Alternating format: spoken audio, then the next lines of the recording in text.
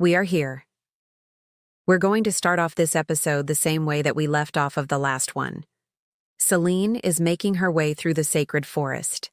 And if you remember, she's already made up her mind that she's going to go to the altar of the first flame, the original site where the prophecy was written. That is what is going to be the focus of this episode. So Selene is walking along the path. She is prepared to sacrifice herself to complete the blood pact. Meanwhile, back at camp, Ren awakens to find Selena gone. It didn't take him too long to realize what she's done.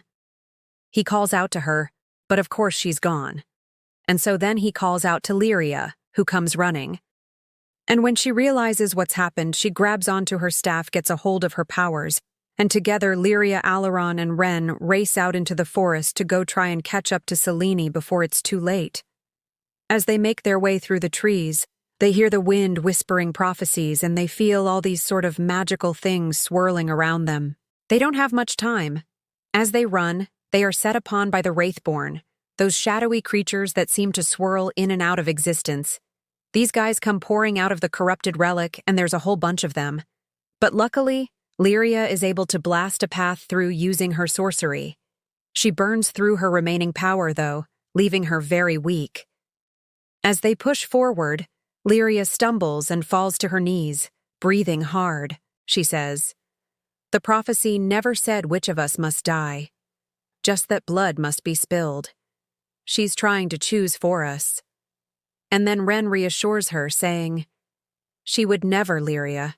She would never force something like that on you." And then he turns to Alaron, who looks troubled. Ren tells him, "Alaron, please, I need you to believe me. When we get out of this, we'll help you restore your people. I promise." Back at the altar, Selene is kneeling before the relic. She reaches down and cuts open her palm. She lets a few drops of blood fall onto the stone, and the relic responds by glowing brightly. Selene completes the ritual and raises her arms to the sky as the final eclipse begins. Above, the moon and sun are swallowed by darkness. The skies turn a deep shade of purple, and as the two celestial bodies become one, the eclipsing energies begin to swirl together.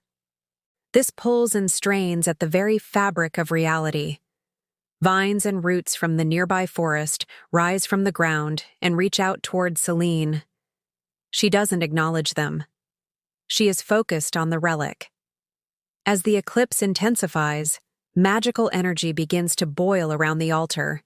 It tears the ancient stonework apart, and suddenly the world is ripped apart along with it. Before her eyes, the eclipsed light coalesces into a massive humanoid form. This being towers above the forest, easily more than 50 feet tall. The creature steps forward, shakes itself, and speaks. Its voice echoes with unimaginable power and booms across the land. "You have opened the gate. Now your world belongs to me." That would be Vorthon, an ancient celestial warlord who once waged war against the gods themselves.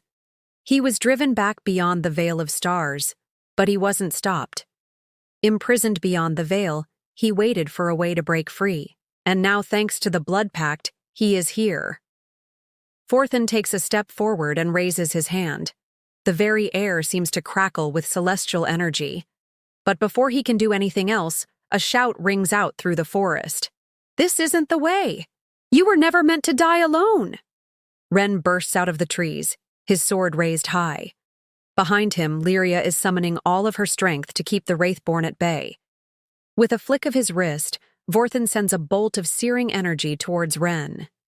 Ren dives out of the way, rolls away, and scrambles back to his feet. Shaking his head, clearing it of any thoughts of fear or hesitation, Ren charges back into the fray, fighting his way closer to the altar. As he runs, he shouts out to Selene, telling her that she doesn't have to do this, that there's another way. Selene looks up and replies weakly, "You weren't supposed to follow me."